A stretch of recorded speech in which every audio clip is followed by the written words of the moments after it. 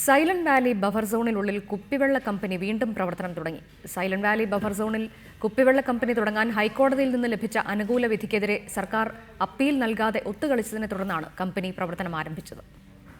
അട്ടപ്പാടിയിലെ ആദിവാസി ഊരുകളിൽ കടുത്ത കുടിവെള്ളക്ഷാമം നിലനിൽക്കെയാണ് സർക്കാർ ഒത്താശയോടെ സൈലന്റ് വാലി ബഫർ സോണിനുള്ളിൽ കുപ്പിവെള്ള കമ്പനി പ്രവർത്തനം തുടങ്ങിയത്. സൈലന്റ് വാലി ക്ലബ് സോഡ എന്ന പേരിലാണ് കുപ്പിവെള്ളം പുറത്തിറക്കിയിട്ടുള്ളത്. പ്രചരണത്തിന്റെ ഭാഗമായി കമ്പനി അട്ടപ്പാടി മുക്കാലിയിലെ കടകളിൽ സോഡ വിതരണവും ആരംഭിച്ചു. 650 മില്ലി ലിറ്ററിന്റെ ബോട്ടിൽ 15 രൂപയ്ക്കാണ് വിപണിയിലെത്തിച്ചിട്ടുള്ളത്.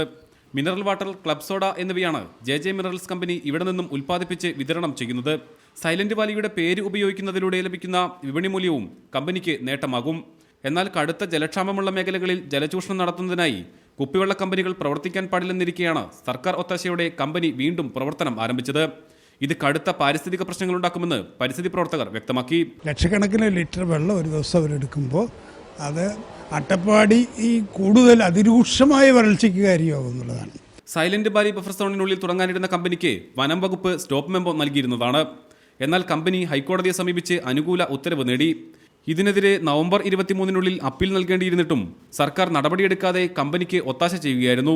ദിവസേന ലക്ഷക്കണക്കിന് ലിറ്റർ ജലമായിരിക്കും കുപ്പിവെള്ള കമ്പനിക്കായി ഉപയോഗിക്കേണ്ടി വരിക.